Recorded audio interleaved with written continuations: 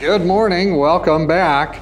We are at Ecclesiastes 2, 24 and 25, and this is the day we've been waiting for. We're finally going to move. There's still some pessimistic stuff, but we're going to see now that what Ecclesiastes has for us when we bring God into the picture. There's nothing better for a man than to eat and drink and tell himself that his labor is good.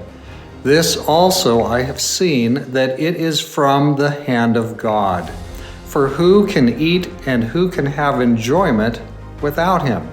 So Ecclesiastes tells us there's nothing better than for man to eat and drink and see this, participate in that. And then he says that what? Suddenly God comes into the picture. And that's what we have here. Suddenly God has come into the picture. And that's new. We've had almost 2 chapters of just endless pessimism. Life without God, life without God, life without God.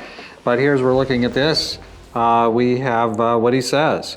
There's nothing better for a man than to eat and drink and tell himself that his labor is good. This also I have seen, that it is from the hand of God. So labor is good. Labor is from the hand of God. It makes sense. It's toil is appropriate. Some degree of toil. It's right there. Notice what he said in 25. For who can eat and who can have enjoyment without him? So if you want enjoyment, which so far there hasn't been much enjoyment in Ecclesiastes, has there? But if you want enjoyment, got to have God. So here he's saying humans can have enjoyment, and God is the source. So up until now, it's been pessimism. I make this stuff, and then I leave it to the next guy behind me, and he dies. And this, I don't like it. I hate life, right? And now we've got, but there is a source of joy. There is the possibility of joy. There is the possibility of good. Because now, life under the sun without is destructive, but when we come back and we have God is in the picture, totally different line. And so we're going to find this now as we progress through the book a little bit further. But all this pessimism, and if you've hung with me these first 14 or 15 hits, and only now do we get to the first, God has entered the picture. Who can eat and who can have enjoyment without him? And what's the answer? Ecclesiastes so far has said, really, nobody. But there is enjoyment with God. So there's a good possibility here. If you haven't ever put God in your life, if you've never given him a space, you could consider giving him a space and letting him see what he might have for you. Give him a chance, and he's not going to force it. Here's an important note for us here. We conclude, this is Eden.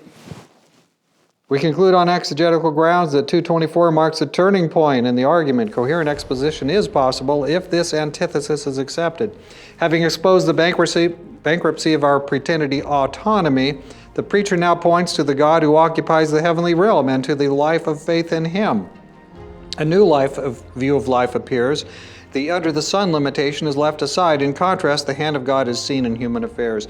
So here's the 2 contrasts we're going to see throughout many parts of the rest of the book. There's life under the sun. That is life that's just purely limited by the material world. That's all we can see.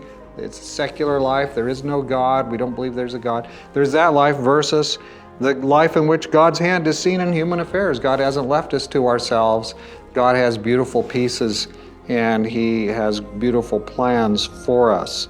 So friend, God has entered the picture at last. Even Koheleth let him in.